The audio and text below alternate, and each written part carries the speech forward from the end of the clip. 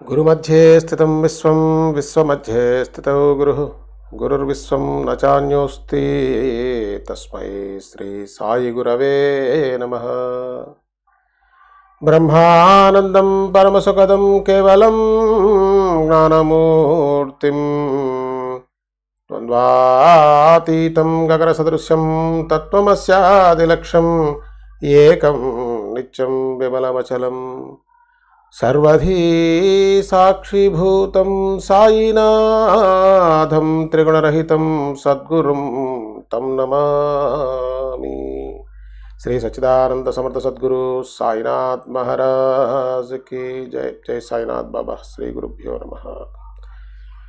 సాయినాథుని యొక్క అఖండమైనటువంటి కృపా విశేషం మనం 19వ అధ్యాయంలో సాయినాథుడు సాక్షాత్తు వారి గురువు గారు దేనిని అడిగారు, సాయిబాబా నుంచి 2 పైసలు అడిగారు. అంటే 2 అడిగారు. అందులో ఒకటి నిష్ఠ, రెండవది సబూరి. మొట్టమొదట సబూరి గురించి చెప్తున్నారు సాయిబాబా. ఈ ధైర్యమే సహనం. ఇది మనం యావత్ జీవితం గుర్తుపెట్టుకొని సాధన చేసి మన జీవితంలోకి తీసుకురావాలండి. లేకపోతే ధైర్యం లేకపోతే భయం ఉంటుంది మనకి. ఎంతటి వాడికైనా సరే ప్రధానంగా కావాల్సింది ధైర్యము. అంటే వ్యాకులత పడకూడదు అని చెప్తూ ఉన్నారు సాయిబాబా ఇక్కడ. అంటే మనందరం కూడా బాగా శ్రద్ధ పెట్టవలసినటువంటి అంశం ఏంటంటే ధైర్యాన్ని పుంజుకొని ఉండాలి, వ్యాకుల పడకూడదు.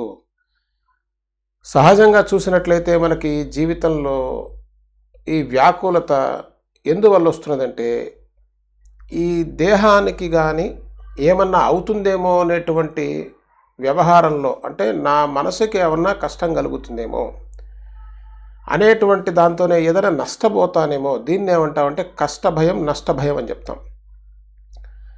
ఆ రెండింటినీ విడనాడి ధైర్యంగా ఉండగలగాలి అంటే ఈ మనస్సు శరీరమునకు సంబంధించినటువంటి పరిపూర్ణమైనటువంటి అవగాహన లేకుండా అసలు ఆ ధైర్యం రాదు. ఎంత చెప్పినా సరే ధైర్యంగా ఉండండి, ధైర్యంగా ఉండండి. డాక్టర్ చెప్తుంటాడు ధైర్యంగా ఉంటామో చెప్పండి, భయంగానే ఉంటుంది. భయం ఏమిటి, చచ్చేంత వణికిపోతాం. అసలు ఏమిటో, ఏమైపోతుందో ఏమిటా అని.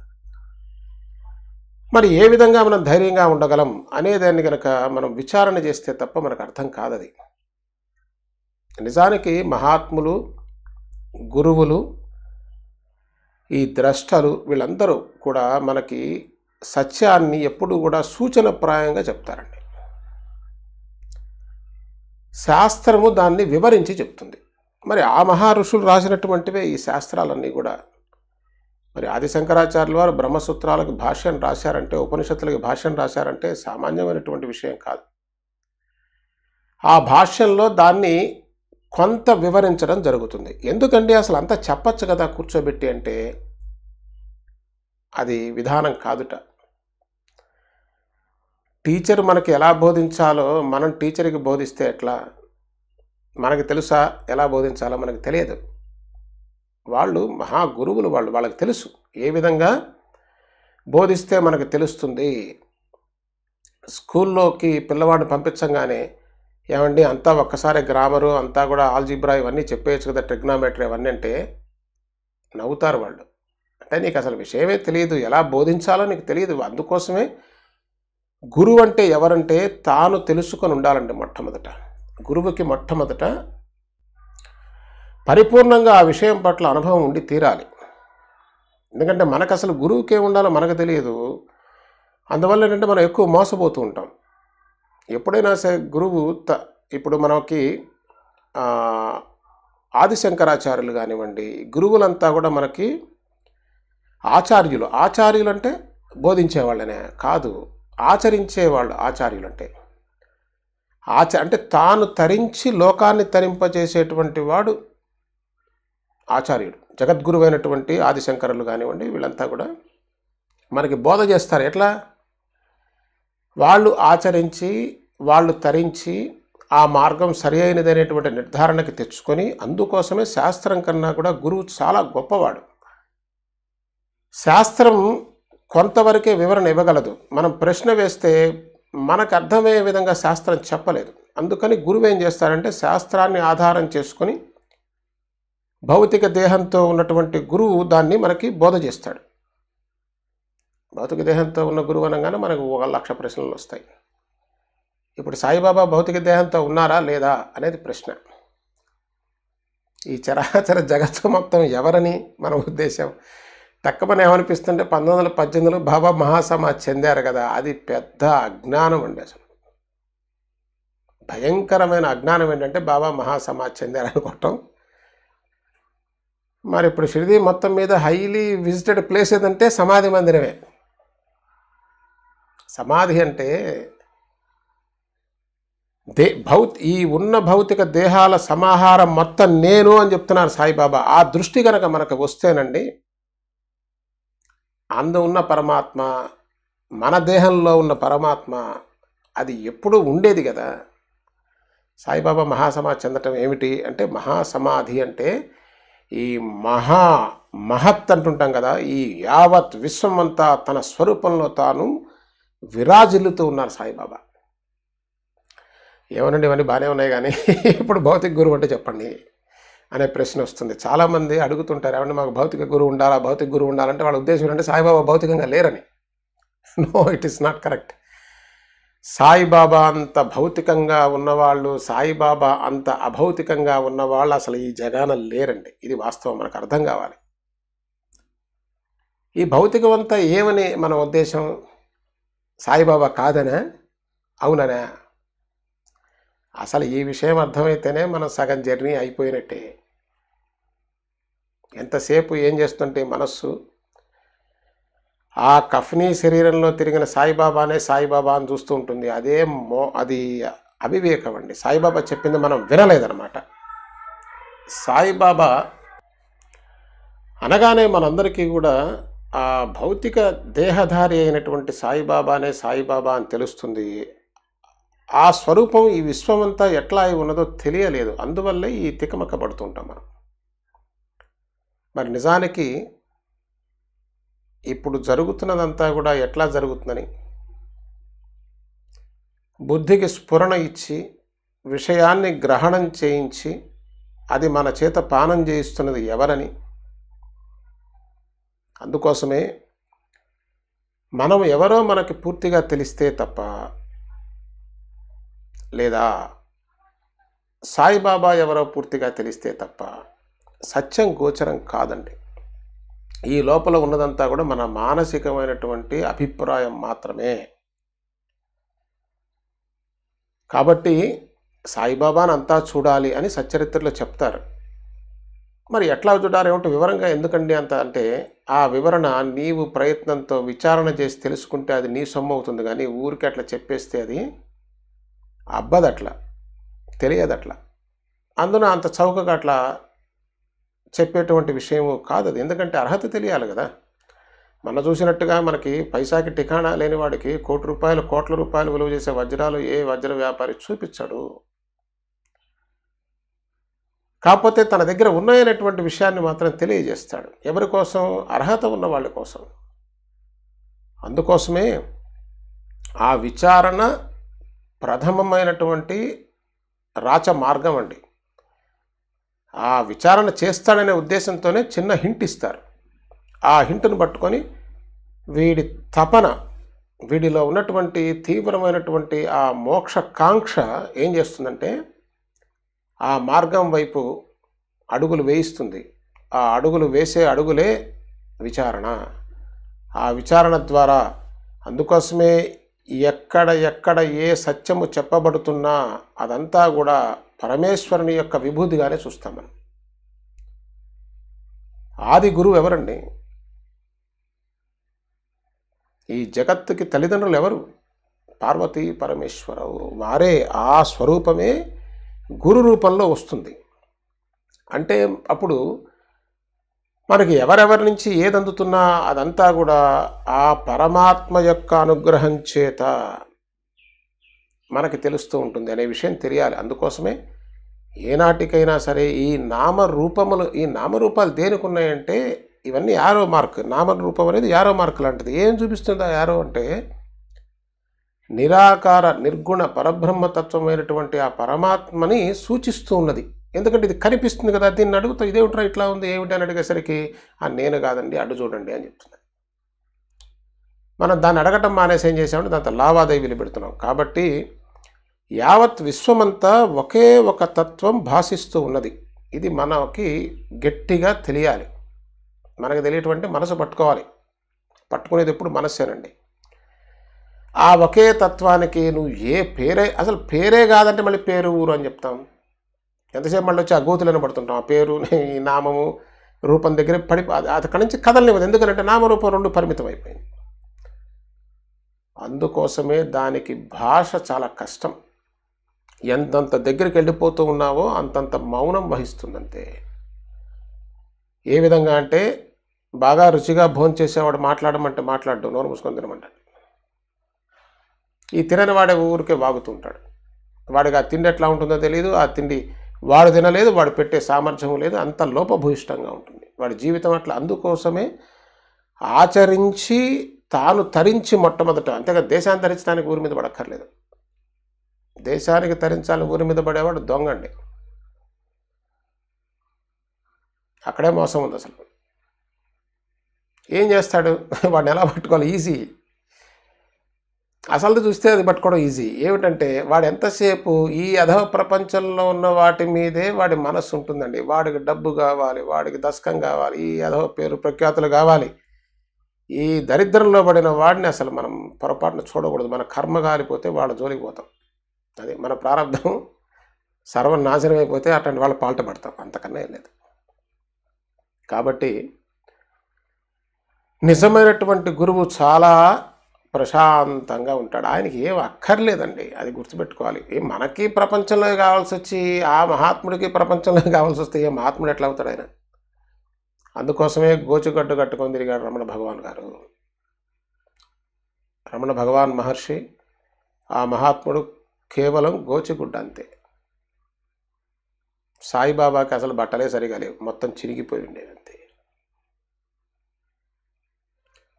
రామకృష్ణ పరమహంస గారు ఎలా ఉన్నారు? రాఘవన్నారాయణ శాస్త్రి గారు ఎట్లా ఉన్నారు? కామేశ్వరమ్మ గారు, పూలమ్మ గారు వారు ఎట్లా ఉన్నారు? అవి ఉదాహరణలు మనకు కనిపిస్తున్నా కూడా మళ్ళీ గోతిలో పడితే ఎట్లా చెప్పండి? మొట్టమొదట తాను కడుపు నిండిన వాడై హాయిగా ఫ్యాన్ వేసుకొని భోంచేసి తృప్తిగా కూర్చొని ఉంటాడు గురువు అంటే. అంటే తిన్నంటే ఈ తిండి కాదండి, తన స్వరూపమేమో తాను తెలుసుకుని హాయిగా కూర్చొని ఉంటాడు. ఎవరన్నా వచ్చారనుకోండి, ఏమిటయా ఏమిటి ఎందుకు వచ్చావు? ఎందుకంటే ఆయనకు తెలుసు ఎవరు రారు దానికోసం. ఎవరు రారు. కోట్ల ఉదాహరణలు సాయిబాబా దగ్గర నుంచి చెప్పింది అదే. ఎవడు ఒక్కడు లేడురా, ఒక్కడు రాలేదు అంటే దానికోసం ఎవడు రాడు. మనమేం కంగారు పడక్కర్లేదు. మనం కంగారు పడటానికి మనకు తెలిస్తే కదా.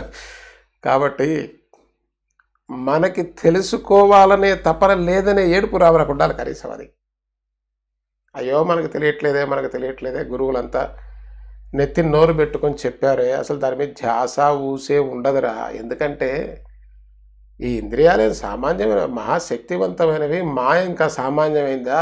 ఈ ఇంద్రియాల సహాయంతో మాయ వేసే వేషం ముందు ఎవడైనా అసలు బలాదూర్ దెబ్బకి ఎగిరి 3 పిల్లి గంతులు బట్టి కింద పడిపోవాల్సింది. ఎక్కడో మహాత్ములు ఒకళ్ళిద్దరు ఉంటారు. దానిని అసలు స్వరూపం కనుక్కొని నమస్కారం తల్లి, అమ్మ జగన్మాత, నువ్వు ఆడుతున్న నాటకమా ఇది? ఒరే నీకెట్టా తెలిసిందా అంటే మా నాన్నగారు చెప్పారులే. ఆహా, నువ్వు ఆయన పట్టుకున్నావు, సరే. ఎవడు బ్రహ్మాన్ని పట్టుకుంటాడో. అందుకోసమేనండి సాయిబాబా మాటలంతా బంగారం. ఆ ఊరికే పైన మనం చూస్తున్నాం కానీ మాయ నా తల్లి, బ్రహ్మము నా తండ్రి అంటే ఏమి అర్థమైంది మనకి చెప్పండి? ఇదంతా అమ్మ ఆడే ఆట, అమ్మ వండి పెట్టిన వంట ఇదంతా కూడా. ఆమె సరదాగా ఆడుకుంటున్నది జగన్మాత. ఆ పార్వతీదేవి తల్లి మనందరికీ తల్లి అండి. తల్లి ఎప్పుడు కూడా బిడ్డకి మంచి డ్రెస్ వేద్దామా, వాడికి చక్కగా తలకాయ దుగుదామా, బొట్టు పెడదామా, వాడికి కాస్త కుచ్చులున్న టోపీ పెడదామా. తండ్రి ఆయన మా నాన్న ఆయన కూర్చొని ఉంటాడు అంతే. ఆ డబ్బులు ఒకటి పడేస్తాడు, చూస్తూ ఉంటాడు అంతే. అంతే ఆ పరమేశ్వరుడు, ఆ పరబ్రహ్మస్వరూపం కూడా అట్లా సాక్షిభూతంగా చూస్తూ ఉంటాడు. అమ్మ ఆయన శక్తి కదా, తన సరదా తంది. అందుకోసమే సాయిబాబా మాయ నా తల్లిరా, బ్రహ్మము నా తండ్రి. మరి మీరెవరు సాయిబాబా? ఆ రెండింటిని చూస్తున్న నేను ఆ రెండు అయి ఉన్నాను. అది విషయం. ఆ రెండు కాకపోతే ఆ రెండు చూడటం కుదరదండి.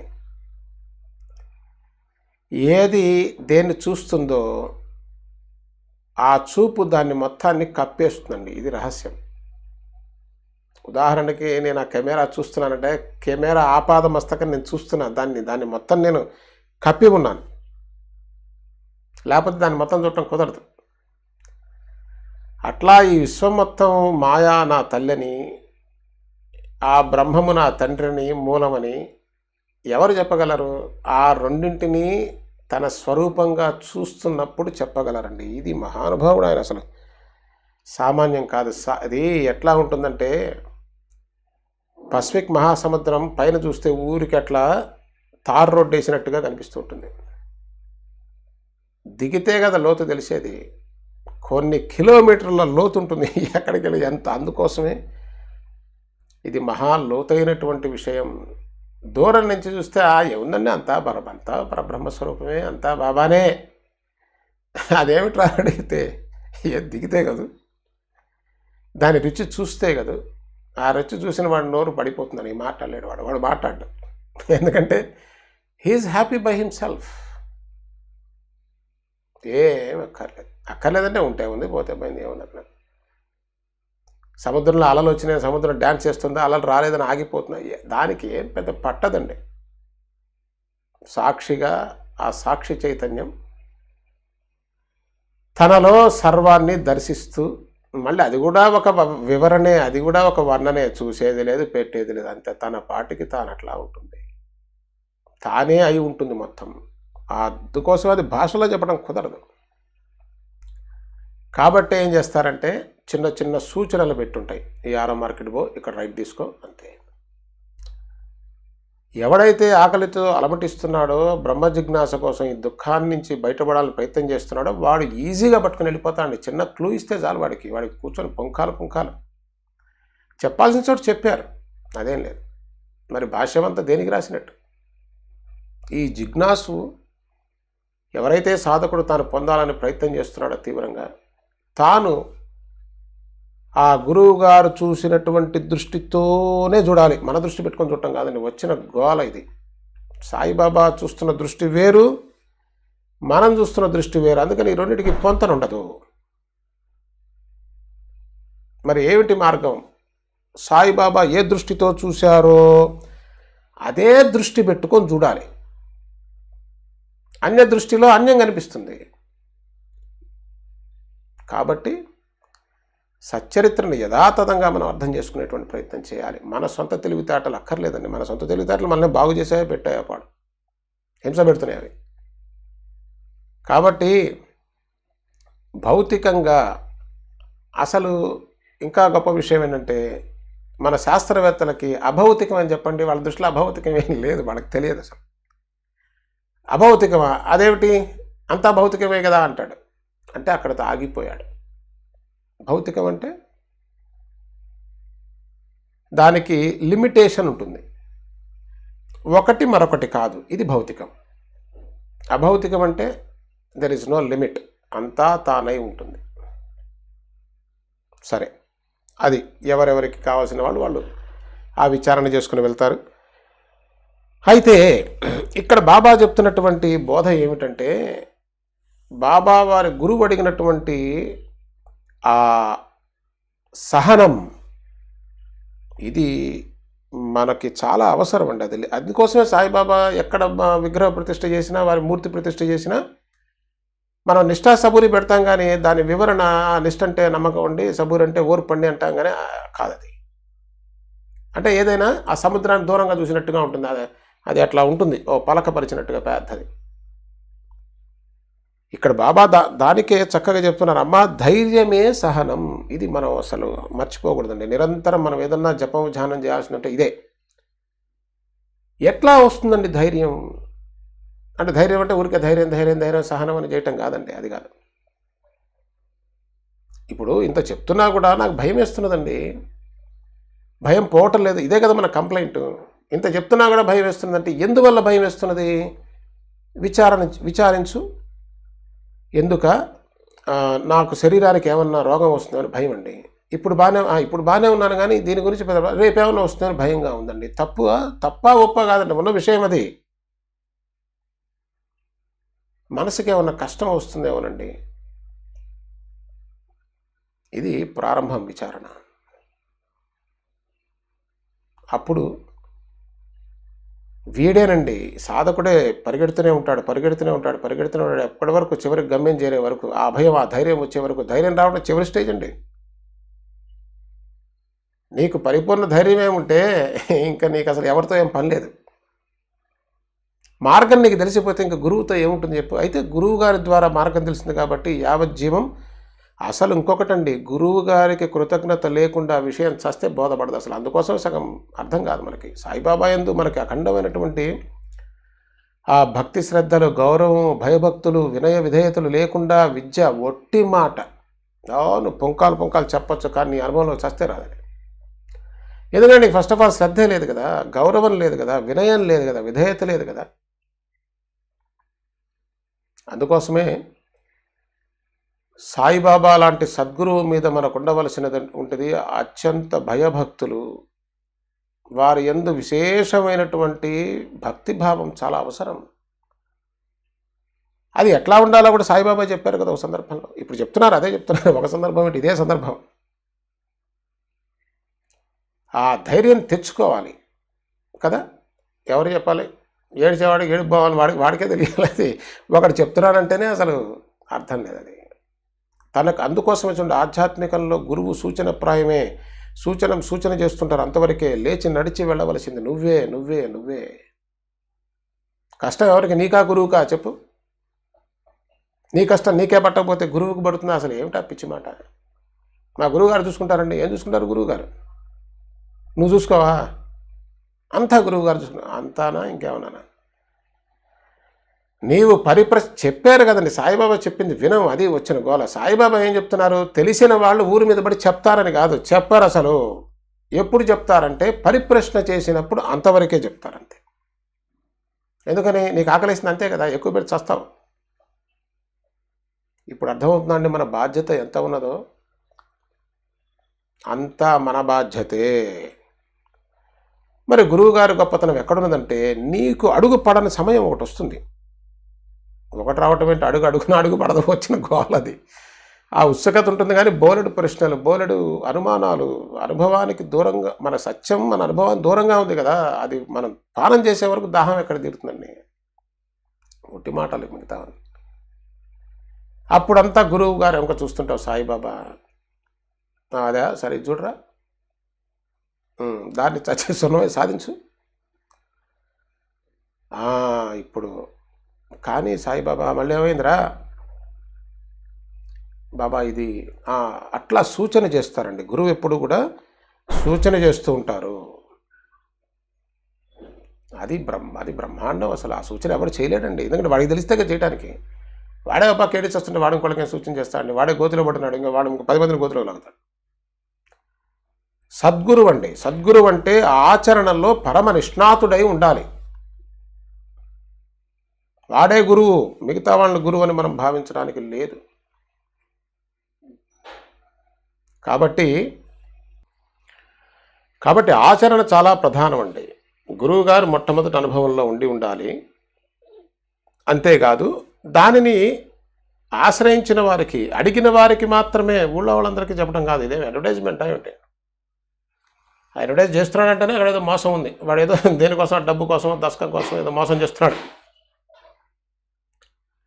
ఇది అడ్వర్టైజ్మెంట్ వ్యవహారం కాదు ఇది. అందుకోసమే గురువులు ఎలా ఉన్నారో మనం గమనించాలి. సాయిబాబా దానిపై దానయ్య అందరికీ ఏం చెప్పలేదండి. ఆయన అసలు మాట్లాడేవారే కాదు, ఒక్క ముక్క సూచన చేసి వెళ్ళిపోయేవారు అంతే. సాయి శరణానంద్ మొట్టమొదటిసారి నమస్కారం చేయగానే దేవుడు లేడంటామే, ఉన్నాడని వెళ్ళిపోయారు అంతే. అది నిజమైనటువంటి గురువుల యొక్క లక్షణం. భగవాన్ రమణ మహర్షి గారిని చూడండి, అడిగిన దానికి అడిగినంత వరకే. వాడు ప్రశ్న 10 పేజీలు ఉన్న ఒకటే ఒక సూచన అంతే. కాబట్టి నిత్య సత్యుడు సాయిబాబా. మనం నిజంగా ఆర్తిగా ఉన్నట్లయితే మనం సాయిబాబాని పేరు పెడుతున్నాం, కానీ నిజానికి అది పరమాత్మ స్వరూపం అంతే. గురుతత్వం అది. అది సత్యము, నిత్యము, ఎల్లప్పుడూ కూడా భాషిస్తూనే ఉంటుంది. మన దగ్గరే ఉన్నది వ్యవహారం అంతా. మనం నిజంగా దానికోసం కమిట్ అయి ఉన్నట్లయితే తప్పకుండా అది మనకి గోచరం అవుతుంది. అందులో ఏ సందేహం లేదు. కాబట్టి మొట్టమొదటి సాయిబాబా చెప్తున్నది, ఆ ధైర్యాన్ని తెచ్చుకో. ధైర్యం ఎట్లా తెస్తావు? మనసు కష్టపడుతున్నది, శరీరం కష్టపడుతున్నది. ఆ శరీర తత్వం ఏమై ఉన్నది, మనస్సు యొక్క తత్వం ఏమై ఉన్నది, ఇవన్నీ తెలిస్తే కదండి. ఏ విచారణ లేకుండా ఊరికే ధైర్యంగా ఉండని ఎవరు చెప్పరు. వారు ఎందుకు చెప్పారంటే సూచనగా చేస్తే నీవు దానికోసం ప్రయత్నం చేసి ఆచరించి తరించినటువంటి మహాత్ములను ప్రశ్నించి తెలుసుకొని నువ్వు కూడా తరిస్తావని, అంతకు మించి ఏమీ లేదు. కాబట్టి అదే మనకి తీరానికి చేరుస్తుంది. ఎప్పుడైనా సరే ఏ కఠిన సమస్య ఎదురైనా ఇదే తీరానికి చేరుస్తుంది. దీనిని ఎప్పుడూ కూడా దూరం చేసుకోకూడదండి. పొరపాటున అసలు యావజ్జీవం ఇక్కడ ఆగిపోయి దీన్ని గనక మనం బాగా శ్రవణం చేసి, మననం చేసి, నిధిధ్యాసన చేస్తే అయిపోయింది అక్కడతో. ఇంకేమిటి? కాకపోతే ఏంటంటే మనం బరబర వెళ్ళిపోతూ ఉంటాం. అంటే అక్కడ అర్థమైపోయింది శ్రద్ధ లేదు. ఆగం. ఎక్కడ ఆగం? అసలు ఎక్కడ ఆగం? ఏది పందం ఊరికే రంగులు రాటం మాదిరి తిరగటం, అదే చక్ర భ్రమణం, జీవిత చక్ర భ్రమణం అయిపోతుంది. దీన్ని బాగా మననం చేయాలి. ఇది ప్రాణప్రదం. పురుషులలోని పౌరుష శక్తి అయిన ఈ సహనం పాప తాప దైన్యాలను నివారిస్తుంది. అది పాపాన్ని నివారిస్తుంది, తాపాన్ని, అదేనండి త్రితాపాలు. ఆ తాపాన్ని దహింపజేసేటువంటిది ఈ ధైర్యమే. కాబట్టి ఎప్పుడైనా సరే ఏ కఠిన సమస్య ఎదురైనా సరే ఇదే తీరానికి చేరుస్తుందండి ఈ ధైర్యం అనేది. ఆ ధైర్యాన్ని పొందాలి. అదే చివరు.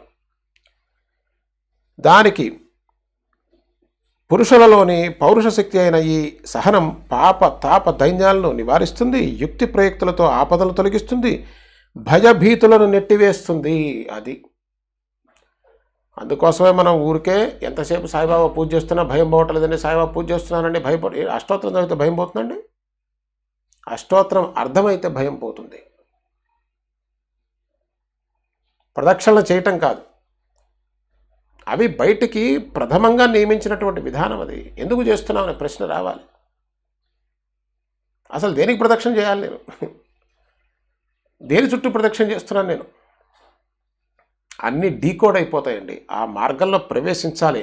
వచ్చిన సమస్య ఏంటంటే ఆ మార్గంలో ప్రవేశించాం. ఊరికి ఆ ఒడ్డు నిలబడి మాట్లాడుతూ ఉంటాం అంతే. ఎవడో పనికిమాలి మాట్లాడుతుంటే వింటూ ఉంటాం. అర్థం లేదు, పార్థం లేదు.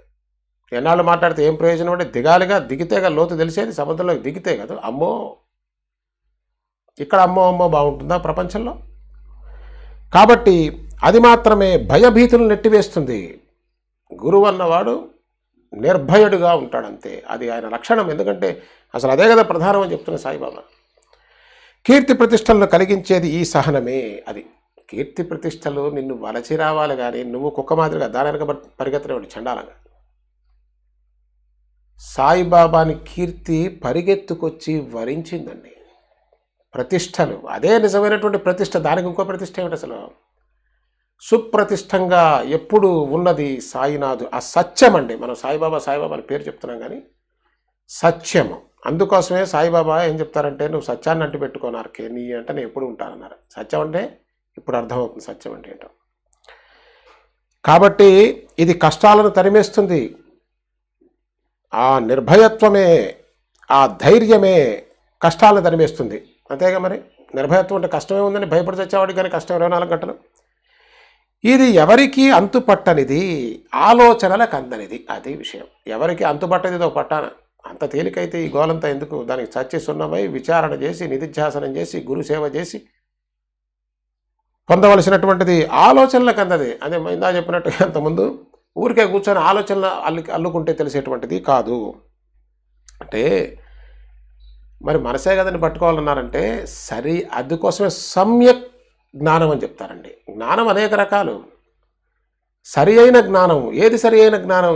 ఏది నిన్ను గమ్యాన్ని చేరుస్తుందో, ఏది నీకు ధైర్యాన్ని ఇస్తుందో అది సమ్యక్ జ్ఞానం. కానీ మిగతాదంతా కూడా సమ్యక్ జ్ఞానం కాదండి.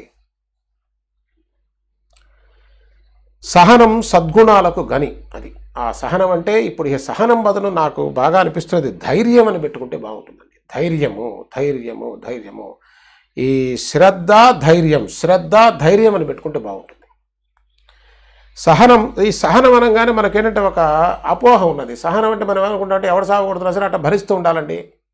ఈ చాలామందికి గోల్ ఉంది, ఏదో కుడుతున్నా సహనం అండి, సాయిబాబా సహనం చెప్పారు. అది కాదు. చూసారా ఎంత మిస్లీడింగ్గా అనిపిస్తుంది మనకి. అంటే సచ్చరిత్ర గట్టిగా చదవకపోవటం వల్ల ఈ సహనం, ధైర్యమే సహనం ఇదండి. ధైర్యము ధైర్యము ధైర్యము. ఈ ధైర్యాన్ని మనం జపం చేస్తే ఆ పిరికితనం వస్తుందా అండి? భయం వస్తుందా? ఈ భయపడపోతే దుఃఖం ఎక్కడిది? ఎంత బంగారం అండి. ఈ ధైర్యం ఎట్లా వస్తా దాని మీద విచారణ చేయి. ఎట్లా వస్తుంది? జేబులో తీసిచ్చేది కాదు అది. ఏ ప్రయత్నం చేయాలంటే శుభ్రంగా భోజనం చేసుకోవడం ధైర్యం అంటే ఎవడో చెప్పండి. అది చెప్పేది కాదని చెప్తున్నారు ఇక్కడ. ఏమంటున్నారు? ఇది ఎవరికి అంతుబట్టనిది. ఎందుకనంటే 24 గంటలు ఇంద్రియాలతో పని పెట్టుకొని ప్రపంచంలో 96 రకాల ఆలోచనలు పెట్టుకుంటే ధైర్యమా నా మొహమా? ఏమిరా. దాని నుంచి బయటపడితే కదండి వచ్చేది ధైర్యం. అది మనల్ని భయపెడుతున్నది, మనల్ని అజ్ఞానంలో ముంచుతున్నది, మనల్ని పిరికివాళం చేస్తున్నది, నిత్యం భయపెడుతున్నది, దుఃఖపెడుతున్నది, చంపుతున్నది ఈ ఇంద్రియాల ద్వారా ప్రపంచంలో పరిగెత్తటం వల్లే. దాన్ని విత్డ్రా చేయకుండా నువ్వు ఏ గుడికి పోయినా, ఏ గురం పోయినా, ఎందులో దూకినా, ఎందులో మునిగినా ఏం ప్రయోజనం లేదు. అందుకని మునుగుతూనే ఉన్నాడు, ఏడుస్తూనే ఉన్నాడు కాదా? ఏ పుష్కరం వదిలేవండి, ఏ తీర్థక్షేత్రం వదిలేవండి, ఏ పవిత్రమైనటువంటి ఎక్కడికి పోలేదు, అన్ని చోట్లకు పోయాడు, కానీ వచ్చి ఏడుస్తూనే ఉన్నాడు. ఏం ప్రయోజనం? వేస్ట్. అసలు మునగాల్సిన దాంట్లో మునగవయ్యా. వీటిల్లో మునగటువంటి నీలోను మునుగు. ఎలాగో తెలుసుకొని మునుగు. నాలో ఎలా మునుగుతారని అడుగుతాడు. అది అడిగి చూడు, అడగాల్సిన వాళ్ళు అడిగి చూడు, చెప్పవలసింది చెప్పి చూస్తారు. నీకు బోధపడితే బోధపడుతుంది. నిజమైనటువంటి కోరిక ఉంటే తప్పకుండా బోధపడుతుంది. కాబట్టి సహనం సద్గుణాలకు గని సద్విచారాలకు రాణి అండి. శ్రద్ధ మరియు సహనం ఈ రెండు స్నేహంగా ప్రాణానికి ప్రాణంలా ఉండే అక్కా చెల్లెళ్ళు. అది ఎవరికైనా మంత్రోపదేశం కావాలండి, మాకు మంత్రం చెప్తే బాగుంటుందండి, ఈ మంత్రాలు చింతకాయలు ఏం చేస్తాయో నాకు తెలియదు, కానీ అసలైన మంత్రం ధైర్యం ధైర్యం ధైర్యం. అది ఎట్టా వస్తుందో చచ్చి సున్నమై తెలుసుకుంటే తప్పకుండా తరిస్తావు. ఈ గట్టు నుంచి ఆ గట్టుకి వెళ్ళిపోతావు. ఏమిటి ఈ గట్టు? ఆ గట్టు, ఈ గట్టు దుఃఖాల గట్టు. ఇప్పుడు ఉంది అక్కడే ఏడుచి వస్తూనే ఉన్నాం. 24 గంటలు భయం భయం వణికిపోతూనే ఉంటాడండి ప్రతివాడు. ఊహ తెలిసిన పిల్లాడి దగ్గర నుంచి ఊహ ఉండి చచ్చే ముందు వరకు భయపడుతూనే ఉంటాడు ప్రతి వాడు. ఆ గాఢ నిద్రలో ఏమో తప్పదు. ఆ గాఢ నిద్ర మనకు తెలియదు కదా, అది లేచిన తర్వాత తెలుస్తుంది. కాబట్టి సహనం పోతే మనుషుల పరిస్థితి దైన్యం అండి. అది ఈ భీతావహంతో ఈ సహనం గనక పోతే, సహనం అనే బదులు ధైర్యం అని పెట్టుకున్నాం. ధైర్యం పోతే మనుషుల పరిస్థితి దైన్యం. గొప్ప పండితుడైనా గుణవంతుడైనా సహనం లేని జీవితం వ్యర్థం. మరలా గొప్ప పండితుడైనా గొప్ప గుణవంతుడైనా ధైర్యం లేకపోతే జీవితం వ్యర్థం. అంతేగా, గొప్ప పండితుడు అన్నీ చెప్తాడు, ఒడికి చస్తుంటాడు. ఎందుకు నా బొంద? ఆలోచన చేయండి. ఏ మంచి మంచి గుణాలన్నీ ఉన్నాయి, ఎవరిని కష్టపెట్టాడు. ఎవరిని కాదండి, మనమంతా అపోహలో ఉన్నాం. ఆ గుణాలు ఉన్నా కూడా ధైర్యం లేకపోతే ఆ జీవితమే వ్యర్థం, వేస్ట్ అని చెప్తున్నారు సాయిబాబా. ఎక్కడ దొరుకుతుందండి ఈ బోధ? ఊరికే ఏవేవో వల్లి వేసుకుంటూ కూర్చుంటే ఏంటి ప్రయోజనం? కూటిగా గుడ్డగా ఎందుకు పనికిరావు అవి. అసలు సాయిబాబా చెప్పేది వదిలేసి మనకు తోచినవన్నీ పెట్టుకొని మెసేజ్ల్లో వాడికి ఊరికే గుడిపుడు సంఘాల మాదిరిగా చేసుకుని ఏమిటి ప్రయోజనం దానివల్ల? తోసవతల భార్యాలు నిజమైన serious seeker no, he will not accept. అడగద్దు. నిజంగా సాయిబాబాను పూజ చేస్తున్నాను ధైర్యం వస్తుందని చెప్పి ధైర్యం రాదేమిటంటే సాయిబాబాను అడగాల, చెప్పేవాడు వానను పట్టుకొని ఉతికి పారేయాలి. ఏమిటా ఊరికే ధైర్యం ఎట్లా వస్తుంది? ఏమిటి అసలు? అదేనా? ఇంకా ఎందుకు ఏడిచొస్తున్నాను? వీడు అడగడు, ఎందుకంటే వీడే దొంగ. ముందు వీడు చేసే పూజ ఏ పాటిదో వాడికే తెలుసు. అందుకు అక్కడే డౌట్, మొదట్లోనే మోసం. అందుకోసమే వాడు చేతులు నలుపుకొని పక్కన కూర్చుంటాడు అంతే. అందుకోసం వాళ్ళ లాభం లేదండి. దీనికి కావలసింది ధీరులు, ధైర్యవంతులు, గుండె పగిలిపోయేటట్టు ప్రశ్నించి వీడ తాడో పెట్టి తేల్చుకునేవాడికి సాధన. కానీ ఊరికే సహనం అనే మాట మిస్లీడ్ చేస్తున్నది. సహనం అండి, ఓర్చుకోవాలండి. అబ్బా అబ్బా ఓర్చుకుంటూ ఉండాలి. మంటలో చేయబెడుతున్నా ఏమిటది? పిచ్చి మాటలు, పిచ్చి వ్యవహారం. ధైర్యము అది పెట్టుకోవాలి. గురువు మహాసమర్థులైన కేవలం శిష్యుల ప్రజ్ఞానాన్ని, గురుచరణాలలో ప్రబల నిష్టను, దృఢమైన శ్రద్ధను, ధైర్యాన్ని, సహనాన్ని అపేక్షిస్తారు. ఏమిటది? గురువు మహాసమర్థులైనా సరే కేవలం శిష్యుల ప్రజ్ఞానాన్ని, గురువు మహాసమర్థుడైన శిష్యుల యొక్క ప్రజ్ఞానాన్ని గురుచరణాలలో, అది ఎక్కడ పడితే అక్కడ కాదండి, గురుచరణాలలో ప్రబల నిష్ట ఉండాలి, దృఢమైనటువంటి శ్రద్ధ. అది గురువుగారి పాదాల్లో దృఢమైన శ్రద్ధ అంటే ఏమిటి? కాళ్ళు గట్టిగా పట్టుకోమని అది కాదు. దృఢమైనటువంటి శ్రద్ధ అంటే వారు చెప్పే వచనము పట్ల ప్రగాఢమైనటువంటి శ్రద్ధ ఉండాలి. ఇప్పుడు ఏం చెప్తున్నారు సాయిబాబా? ధైర్యాన్ని పట్టుకోరా. ఏమో సాయిబాబా భయం వేస్తున్నది, వేస్ట్, నువ్వు లాభం లేదు అలా అన్నారు గురువు గారు. మరలా చెప్తారు, ధైర్యాన్ని పట్టుకో, ధైర్యాన్ని పట్టుకో. అసలు ముందు ఈ మాటను పట్టుకో, ముందు తర్వాత ధైర్యాన్ని పట్టుకుందాం. ఇది అర్థమైందా? శ్రద్ధ అంటే ఏం లేదండి, శాస్త్రస్య గురువాక్యస్య. దేని మీద దాన్ని పడితే మనకి ఇప్పుడు శ్రద్ధ లేదండి. డబ్బు మీద పెద్ద శ్రద్ధ ఉంది మనకి. శ్రద్ధ లేకపోవటం ఏంటి అసలు? ప్రపంచం మీద ఉన్న శ్రద్ధ అసలు మామూలు శ్రద్ధ కాదు. మనకి 24 గంటలు దాని పదేగా నిద్రపోయిన కళలో కూడా అదే వస్తుంది. దాని మీద ఉన్న శ్రద్ధ మనకు అసలు శ్రద్ధ లేక కాదు, శ్రద్ధ రాంగ్ ప్లేస్లో ఉంది. అందుకోసమే సమ్యక్ జ్ఞానం అని చెప్తారు. దృష్టి లేక బ్రహ్మాండమైన దృష్టి ఉంది, బ్రహ్మాండమైన విజన్ ఉంది మనకి. ఎందుకు పనికి మనకు గుడ్డి చూపది. సరి అయిన దాని మీద దృష్టి లేదు, సరి అయిన దాని మీద శ్రద్ధ లేదు, సరి అయిన జ్ఞానము లేదు. అది సమ్యక్ దృష్టి అన్నా, సమ్యక్ జ్ఞానం అన్నా అది. కాబట్టి దృఢమైనటువంటి శ్రద్ధను గురు పాదాలయందంటే ఏమిటది? గురు పాదాలంటే గురువు గారి యొక్క మార్గము యందు, వారి పాదాలతో ఏం చేస్తారండి? గురువుగారి పాదాలతో పాదపూజలు చేయించుకుంటారా? కాదు, గురు పాదములు నడిచినటువంటి మార్గం అండి అది. ఆయన మార్గంలో నడిస్తే కదా, ఎవరు ఆ మార్గంలో నడిచారో ఆ పాదములు పట్టడం అంటే ఆ మార్గంలో వారు వేసిన అడుగులు ఉన్నాయి కదా, ఆ మార్గంలో నువ్వు నడిచి వెళ్ళటం. అది చాలా ప్రధానమైనటువంటిది. ఇక్కడ మనకి ఒక సత్యం బోధపడవలసిన అవసరం ఉందండి. ఎందుకంటే ఈ యొక్క సంస్కృతిలో, అంటే మానవ సంస్కృతి అనండి, అది ఈ మతం ఆ మతం అన్ని మతాల్లో ఉన్నది ఒకటే. ఏమిటంటే ఈ గురువు అని చెప్తుంటారు కదా, మనకి గురువు అనేటువంటిది it is not a physical state అండి, ఆ ఫిజికల్ ఫామ్ కాదు. గురువులు ఎంతమంది ఉన్నారండి అసలు? లేరు. గురువు అనేది ఏమిటంటే ఆ నిజతత్వం, నిజమైనటువంటి తత్వానికే గురువు అని పేరు. అది ఏ మీడియంలో రిఫ్లెక్ట్ అవుతూ ఉంటుందో అంటే వారు దర్శించి ఉన్నారు, వారు దాంతో తాదాప్యం చెంది ఉన్నారు, వారు అదై ఉన్నారు.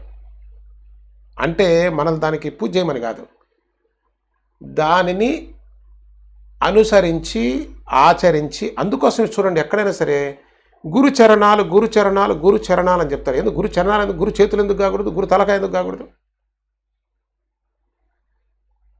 ఎవరో సందర్భంలో అడిగారు, ఎందుకంటే ప్రతి చోట పాదాలే పెడతారు ఎందుకండి? వాడెవడో చెప్పారు, పాదాలు చాలా కింద ఉంటాయి కదండి, మాట దాన్నే మనం నమస్కరిస్తే. ఈ పిచ్చి మాటలండి, ఇవన్నీ కూడా తెలియక పాపం ఏదో చెప్పాలి కదా. గురుచరణాలు గురుచరణ అని ఎందుకంటారంటే, ఆ మార్గాన పయనించటువంటి చరణాలంటే కాళ్ళతో పోతారా, చేతులతో పోతారా, తలకాయతో పోతారా చెప్పండి? నిజానికి విషయం గ్రహించేది మనస్సే, బుద్ధి కదా. మరి బుద్ధిని పూజ చేయాలి కదా. అంటే ఆ బుద్ధి ప్రచోదనం అవ్వటం ద్వారా ఏం జరుగుతున్నదంటే ఆ మార్గంలో ప్రయాణం జరుగుతుంది. పాదుకలు పెట్టడం, పాదాలు పెట్టడంలో ఆంతర్యం ఏంటంటే ఆ బుద్ధి ప్రచోదనం మనకు కనిపించదు. మనకు అర్థం కావాలంటే కనిపించాలి కదా. ఆ కనిపించడం ఎక్కడ కనిపిస్తుందంటే వారి యొక్క ఆచరణ. ఆ పేర్లో ఆ చరణాలండి, ఆచరించిన ఆ చరణాలు. అందుకు వారు నడిచినటువంటి మార్గం నడక పాదాలతో ఉంటుంది కదా, తలతో ఉండదు, చేతులతో ఉండదు. అంటే వారు ఏ విధంగా ఆచరించారో ఆ చరణములు మనకి పరమ పవిత్రము, అంతేగాని పాదాలకి ఇది అని కాదు. ఆ మార్గం అండి. తత్వం బుద్ధిత తెలుసుకొని ఆ తెలుసుకున్నటువంటి తత్వాన్ని తాను ఆచరించి ఉండిపోతాడు, వెళ్ళిపోడు. మిగతా వాళ్ళంతా పోతారు. ఉండేవాడు గురువు అండి, పోయేవాడు బరువు. బరువులన్నీ పోతాయి, అందుకే తేలికైపోతుంది. విచారణ చేయాలండి, బాగా విచారణ చేయాలని. ఎవడైనా రోగం వస్తే మందు తీసుకోవాలని ఒకటి చెప్పాలా? అసలు ఆ విచారణ చేయాలని చెప్పడం కూడా ఒక రంగా తప్పే. ఎవడికి చెప్తున్నాం? శ్రద్ధ ఉన్నవాడికి చెప్పక్కర్లా, శ్రద్ధ లేని వాడికి చెప్పి వేస్ట్. అందుకోసమే గురువులు మౌనం వహిస్తారు. కాబట్టి ఈ ప్రబల నిష్టను, దృఢమైనటువంటి శ్రద్ధను, ధైర్యాన్ని గురుచరణాల్లో ఉండాలండి. అందుకని ఏం చెప్తున్నానంటే మరలా 57వవి, గురువు మహాసమర్థులైన కేవలం శిష్యుల ప్రజ్ఞానాన్ని, గురుచరణాలలో ప్రబల నిష్టను, దృఢమైన శ్రద్ధను, ధైర్యాన్ని, సహనాన్ని అపేక్షిస్తారు. That is what is needed for you to reach the goal. రాయిని మరియు రత్నాన్ని రెంటిని చక్కగా అరగతీస్తే రెండు బాగా మెరుస్తాయండి. బాగా రాయిని రుద్దండి, రత్నాన్ని రుద్దండి, రెండు బాగా మెరుస్తాయి. కానీ ఎంత రుద్దినా కూడా రాయి రాయిలాగానే ఉంటుంది, మణిలా ప్రకాశిస్తుంది.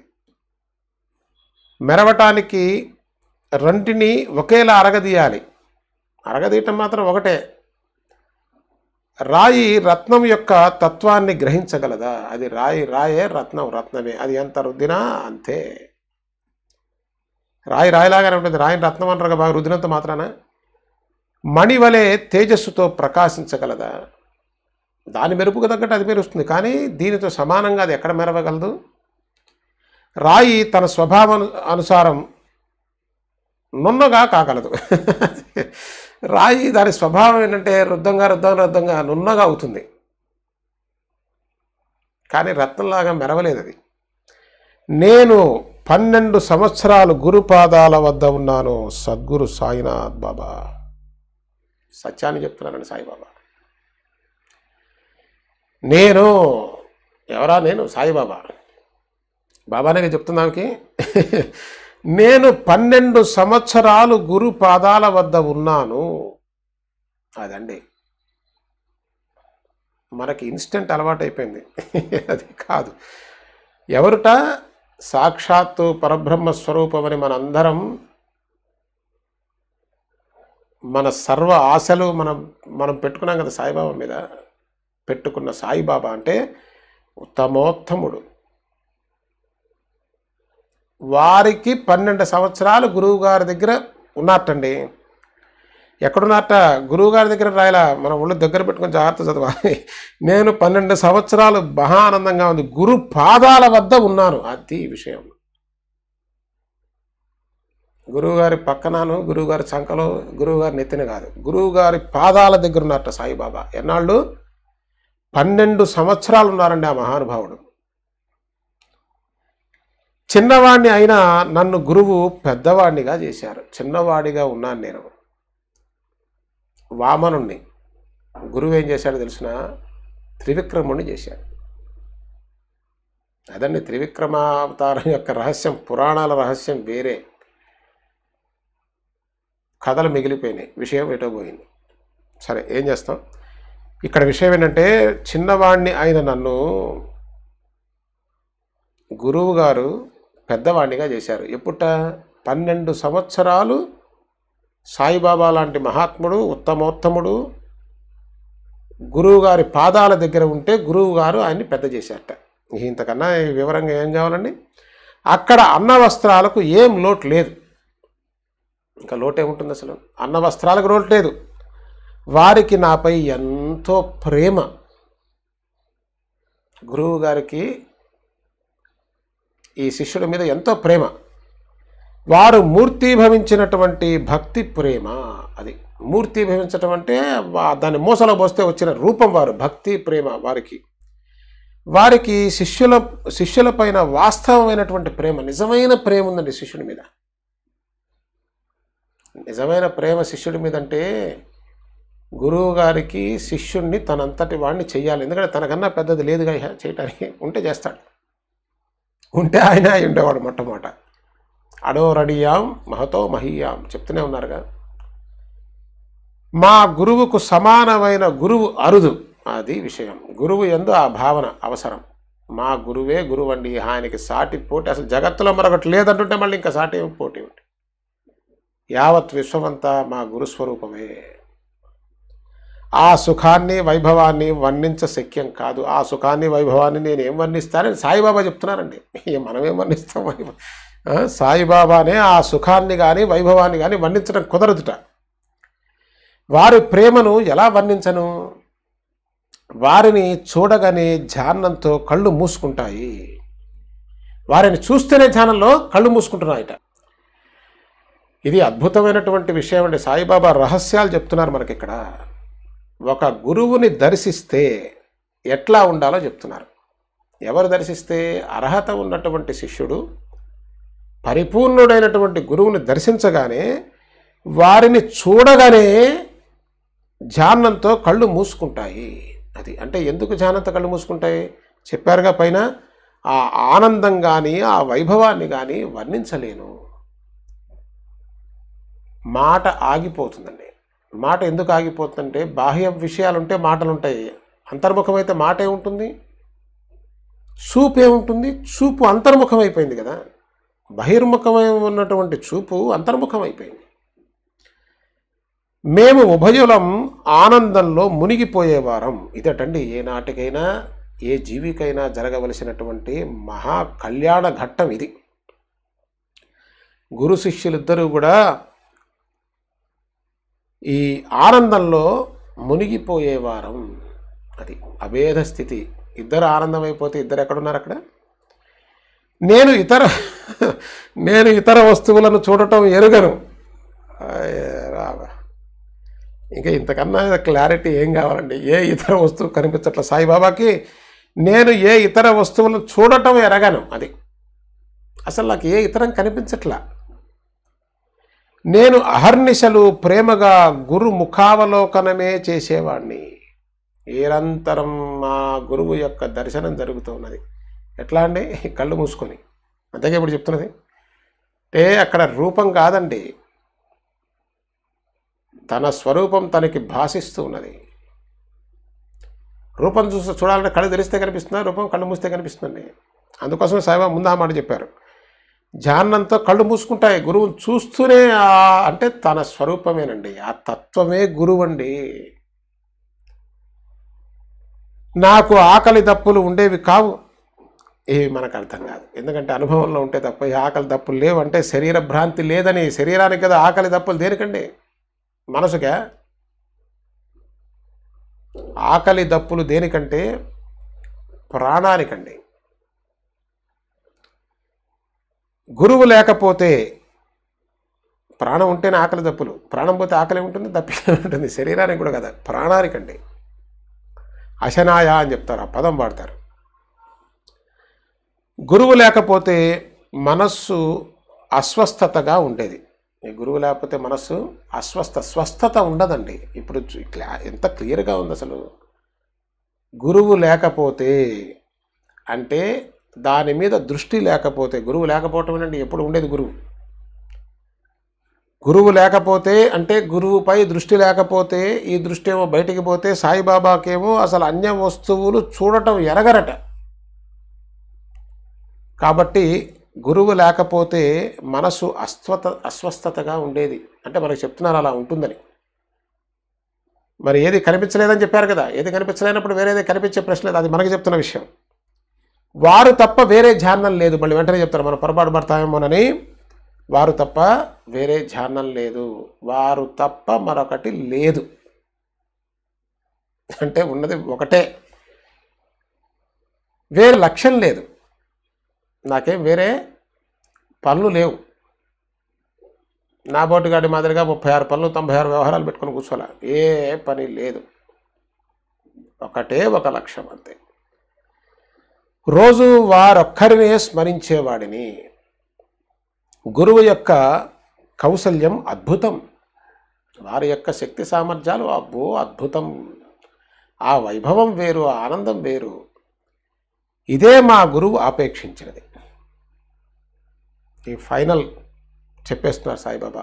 వారు ఏ స్థితిలో ఎట్లా గురువు గారి దగ్గర ఉన్నారో చెప్తున్నారండి. ఎంత భాగ్యం. ఇంతకంటే వేరే ఏది కోరలేదు. అది మా గురువు గారు ఆపేక్షించింది అదండి. శ్రద్ధ అంటే ధైర్యం, శ్రద్ధ సహనం అంటే ధైర్యం, శ్రద్ధ అంటే నిష్ఠ, నిష్ఠా ధైర్యం. అది వారు నన్నెప్పుడు ఏది వేరే ఏది కోరలేదు. వారు నన్ను ఎప్పుడు ఉపేక్షించలేదు. వారు ఇంకోటి కోరలు, అసలు వారికి ఏమక్కర్లేదండి. వారే అందరికి ఇస్తారు. కాబట్టి ఎవరు ఇవ్వలేంది ఇది ఇస్తారు వారు. కాబట్టి వారు నన్నెప్పుడు ఉపేక్షించలేదు, నన్నెప్పుడు ఉపేక్షించలా. ఏమీ నిన్ను ఉపేక్షించునా, బాపట్ల హనుమంతరావు గారు మహానుభావుడు, ఆయన రాశారు కదండి, ఆ టైటిల్ అది పెట్టారు. ఏమీ నిన్ను ఉపేక్షించునా, ఉపేక్షించరు. సాయిబాబా గురువు గారు సాయిబాబాని ఉపేక్షించలేదు. ఏమి ఇది తప్ప ఏమి అపేక్షించలేదు. ఏది తప్ప? ఆ శ్రద్ధ ధైర్యము, ఈ రెండు తప్ప. నన్ను ఉపేక్షించను లేదు, నన్ను వదిలేలేదు. వారు ఎప్పుడు నన్ను కష్టాల నుండి రక్షించేవారు.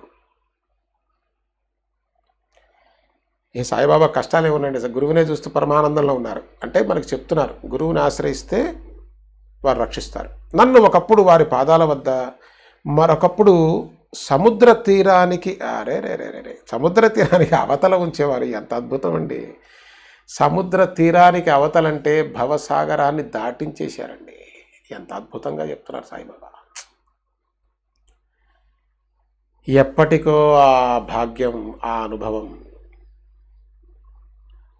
అనుకుంటూ కూర్చోవడం కన్నా బాబా చెప్పినటువంటి ఆ శ్రద్ధని, నిష్టని, ధైర్యాన్ని ఎంత తొందరగా సమకూర్చుకుంటే అంత తొందరగా నన్ను ఒకప్పుడు వారి పాదాల వద్ద, మరొకప్పుడు సముద్ర తీరానికి అవతల ఉంచేవారు.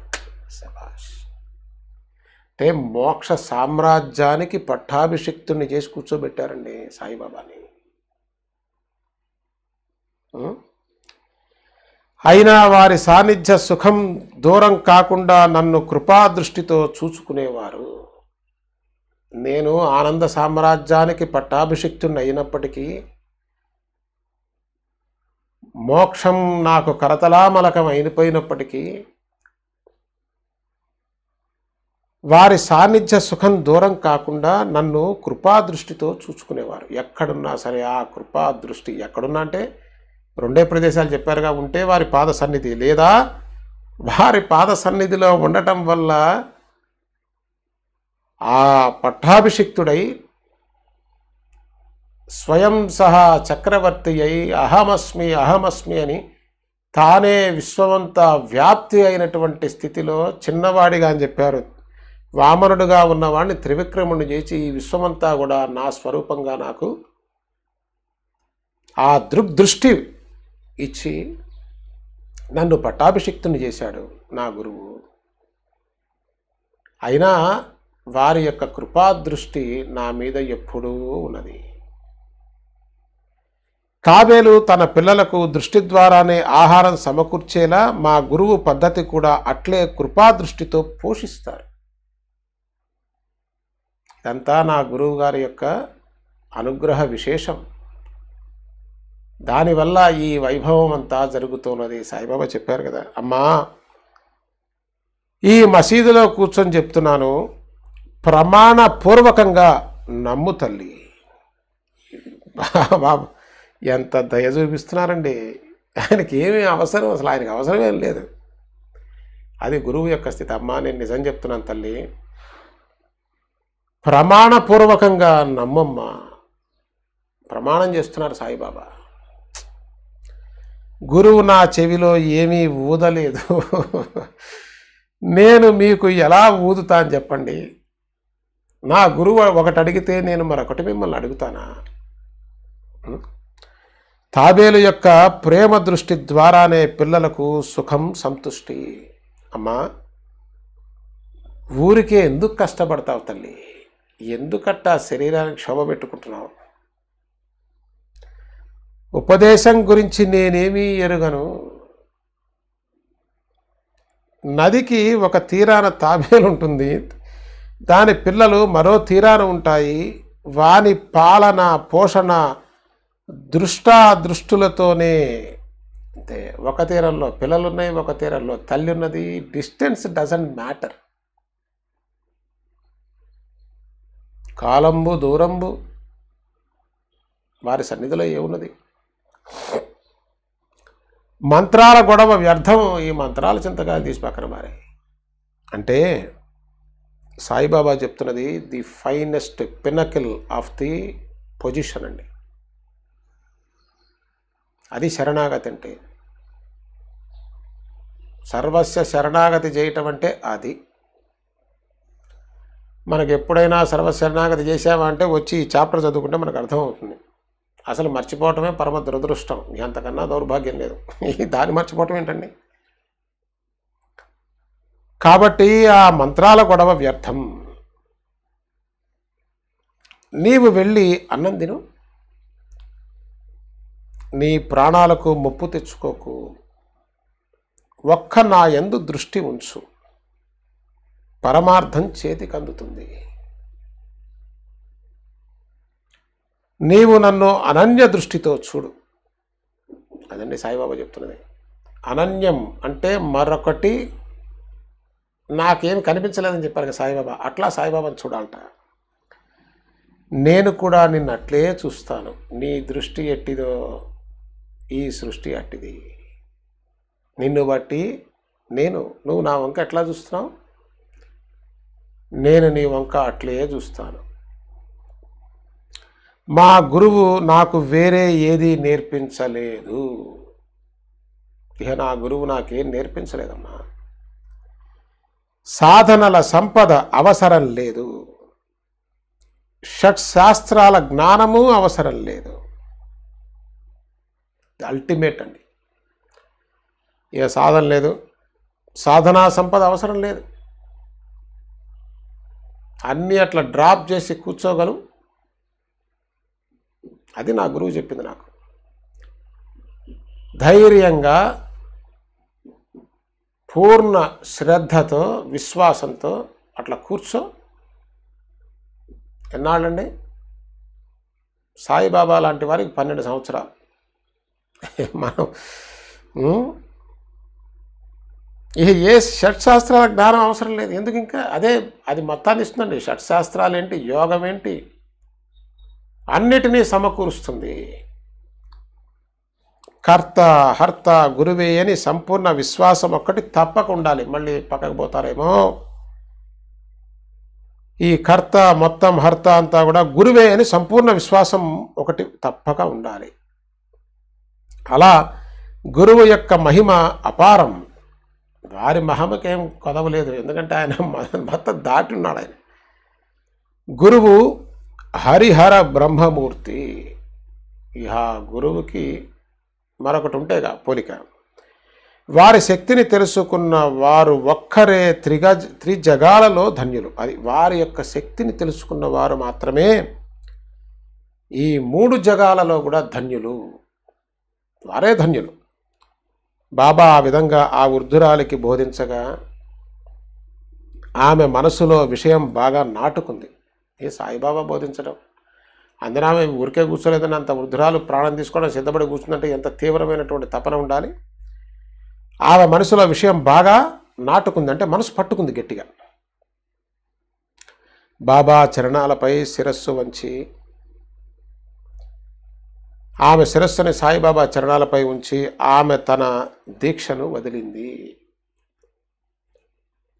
ఆ కథంతా విని ఆమె యొక్క సమర్పణ బుద్ధిని తెలుసుకొని ఆ కథలోని సార్థకతకు నా మనస్సులో ఆశ్చర్యం ఆనందం కలిగాయి. ఎవరెవరికి చెప్తున్నారు ఇప్పుడు ఇది? శ్యామ హేమాత్ పంత్ గారికి వివరిస్తున్నారు జరిగిన సందర్భాన్ని. అప్పుడు ఆ కథంతా విని ఆమె యొక్క సమర్పణ బుద్ధిని తెలుసుకుని ఆ కథలోని సార్థకతకు నా మనస్సులో ఆశ్చర్యం ఆనందం కలిగాయి. బాబా యొక్క ఈ లీలను గని పరమానందంతో కంఠం గద్గదమైంది. పరమ ఆనందం కలిగింది ఆయనకి. ఓహో, ఇదే అసలు విషయం. ఏదేదో అనుకొని నాళ్ళు శ్రమ పడుతున్నానే, కష్టపడుతున్నాను. కంఠం గద్గదమైపోయింది. కంఠం గొంతులోంచి మాట రావట్లా, గొంతట పట్టినట్టు అయిపోతుంది. ప్రేమోద్రేకంతో శరీరం రోమాంచితమైపోయింది. ఆనందంలో శరీరం ఆ ప్రేమతో రోమాంచితమైపోయి తేలికైపోయింది శరీరం. బాబా బోధన అంతరంగంలో బాగా నాటుకుంది. సాయిబాబా వారు చేసినటువంటి బోధ నా మనసులో బాగా నాటుకుంది. మనసు గట్టిగా పట్టుకుందాన్ని. నా గద్గద కంఠాన్ని చూసి మాధవరావు, ఏమిటి అన్నా సాహెబ్, ఊరికే మౌనంగా కూర్చుండిపోయారు ఎందుకు? శరీరం పులకితమైంది కదూ. శ్యామవారికి కూడా అనుభవం. బాబాకు సంబంధించిన ఇటువంటివి అనేక కథలు ఉన్నాయి, ఒక్కటి చాలు తరించిపోవడానికి అని చెప్తున్నారు. ఇంకా ఎటువంటి మహత్తరమైనటువంటి విషయాలు బాబా మనకి బోధ చేస్తున్నారు. దీన్ని గట్టిగా పట్టుకుంటూ వాటిని మరింత ప్రేమగా ఆ ధైర్యంతో శ్రద్ధతో మనందరం కూడా అదే మార్గాన్ని, అదే గమ్యాన్ని ఎంత త్వరగా వీలైతే అంత త్వరగా మనం పొంది తీరాలి కదా. సమర్థ సద్గురు సాయినాథ్ మహారాజ్కి జై. జై సాయినాథ్ బాబా. శ్రీ గురుభ్యో నమః.